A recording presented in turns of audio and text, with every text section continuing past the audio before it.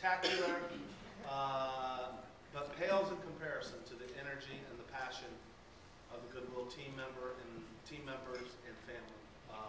This is a great Goodwill, and you should be very proud of what you accomplish in the communities that you serve. So give yourselves a round of applause.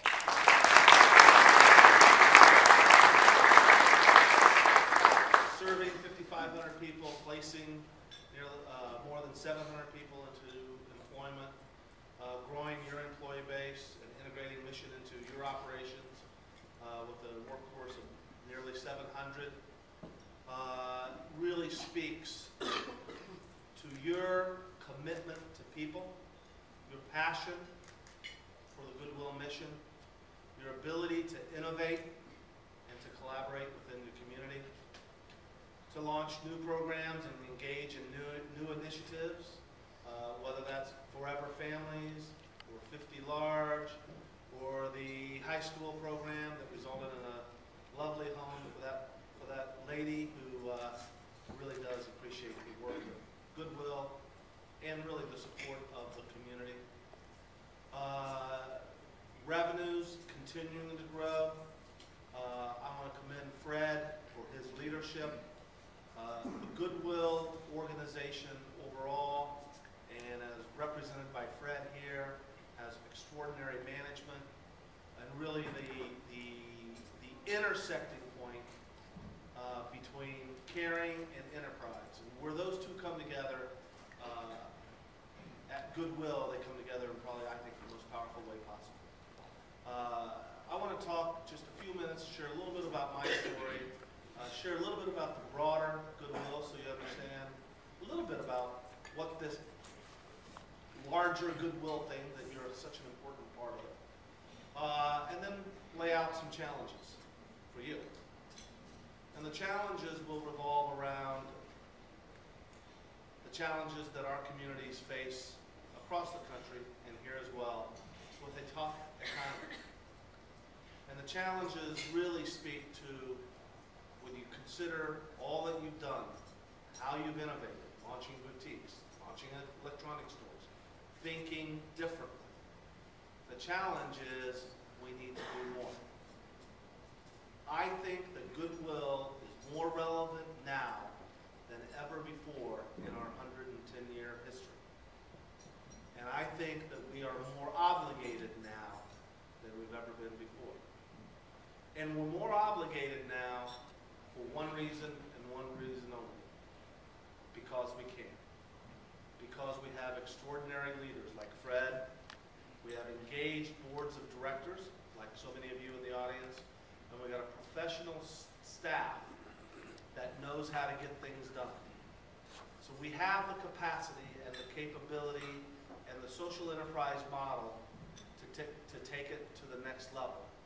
And I think it's incumbent upon us to do that, especially in light of the tough economic times that we're experiencing, have been experiencing, and probably will continue to experience.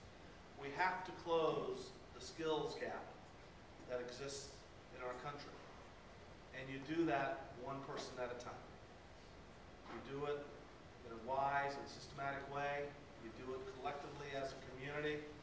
You do it by partnering with employers, by building capabilities and investing in yourselves so that you can serve others. You think about every time you get on an airplane, I always wonder why they teach you how to put a seatbelt on. But one thing they say to us is, if you're sitting next to a passenger that may need your help, put your oxygen mask on first. You've got your oxygen mask on. You've built the capacity. You've built the capabilities. You innovate. The oxygen is flowing for you to reach deeper and do more, and that challenge is alive and well, and you are up to the task. I joined Goodwill 4 years ago. 4 years ago, I grew up in Indianapolis, Indiana. Fred mentioned I went to Purdue University. It was a great experience. But through my childhood, I had a lot of lessons learned that maybe I didn't learn so well then, but as I've reflected and as I've served Goodwill or National Industries for the Blind, those lessons have really come to full completion for me. Lessons like in 5th grade, I was the only 5th grader starting on the 5th and 6th grade football team. And midway through the season, I lost my starting position. So I handled it. I quit. And I remember talking to my dad that night in the garage and him saying, you know, son, winners never quit and quitters never win. Winners never quit, quitters never win. A lesson of tenacity, a lesson of perseverance, a lesson of stick-to-itiveness, and a lesson and a value that you exhibit every day. As a person knocks on the Goodwill door, who is facing extraordinary challenges, and you've been working hard, and you know, I can do this one more time. I can help one more person get on their feet. I can put a tool in their hand, not a coin in their hat. I can turn donations or waste into wages, into value. I can reclaim the value of people and things. Perseverance. You do it every day, and you'll need to do it more. I moved on through high school. I applied to Purdue. I got into the engineering program, and after my freshman year, I wanted to get a job. And I couldn't find the job for that 1 year of engineering, summer job, blind student. I handled that too. I didn't work that summer. I had a lot of fun, partied a lot, got in a lot of trouble. Went to my sophomore year and realized, you know, I gotta get a job. My dad's company, my dad had retired, but they had a program for employees, kids who were in college for at least one summer opportunity. But they didn't have a program for the young blind kid. And so my dad went in there, and he pounded on the table of the HR guys, and I got a job as a janitor. And I learned the importance of every job. Because in every job, whether you're the janitor or the CEO, somebody's counting on you to get your job done with excellence so that they can do their job. But what I learned later is my dad maybe pounded on the table, maybe he didn't. He advocated. He taught me the importance of advocating. And Goodwill has an advocating role as well for the people that we serve and for the organization to exist. So I moved on to my junior year, wanted to find a job in engineering, couldn't. So I got an opportunity with a company where I worked for free. I didn't quite carry the sign that said, we'll work for free, but that was definitely the message. I got an internship, I worked for free. I was able to parlay that into I had one engineering general credit class, so I did get 3 credits for it, so it worked out for me. I got some professional experience, and I started interviewing my senior year. I interviewed with 50 companies, and I got 50 rejection letters. We call them ding letters. Now the good news is 10 ding letters get you a free beer at Harry's. So there is always a silver lining. But after I graduated, I got 2 offers, finally. One from AT&T and one from IBM. I took the big companies to take a shot at a young blind engineer at Purdue. So through that journey, I learned the importance of perseverance, of advocacy, of hope, of not getting discouraged and never giving up. And I learned the importance and value of work. And it's such an important part of what we do.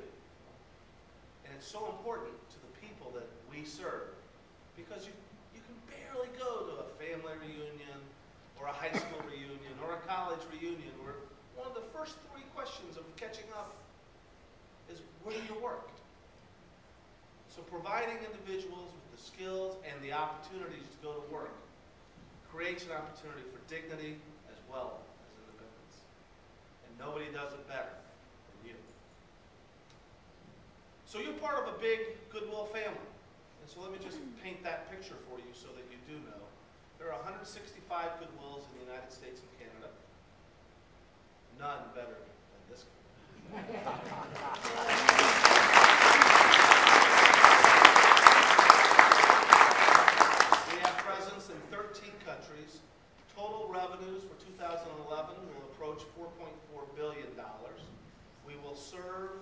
the lives of 3 million people.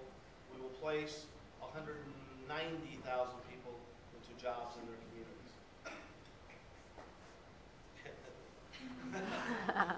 And you're part of something pretty big and pretty spectacular. And it's big and it's spectacular not because of those big numbers. It's big and it's spectacular because of you. Because of this board of directors and this management team and this staff. And 5,500 people that you serve and the 700-some people that you place into employment. And the kids over at the DeKalser Center who are getting an opportunity with early intervention that will pay huge dividends through the rest of their lives. So the challenge for you to take all this creative thinking and all this innovation and all of the leadership that you've already offered is how do you double it up? How do you do more? How do you take yourselves to the next level? So my challenge to you is to think differently about yourselves and who you are. Think differently about how you go from place A to place B. Think differently on how do you grow to have greater mission impact. Think differently on how do you integrate mission even more effectively into this powerful donated goods retail social enterprise model that you have and that you execute against.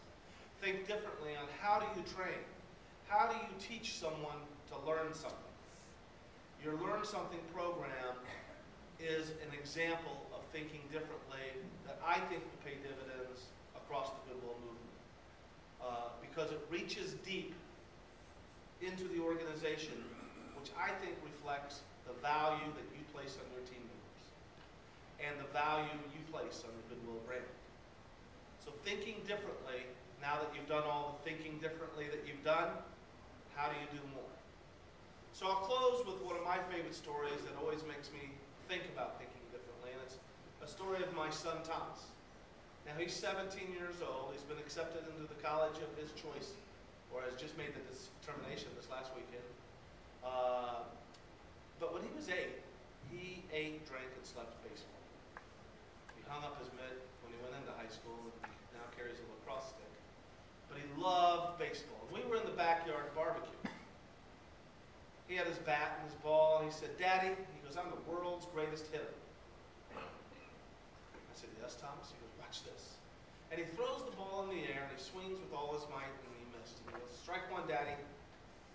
But he picks up the ball with great determination, great concentration. He throws the ball in the air. I'm waiting for a window to crash.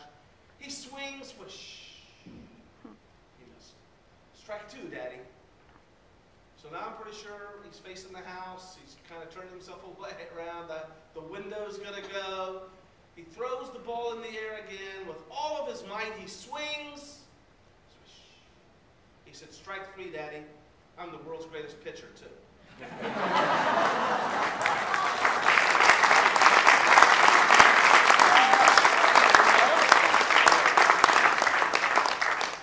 So think differently about what you are today and what you need to be tomorrow for a changing world and a changing economy, and help lead Goodwills around the world to get to the right place for our future. Thank you very much.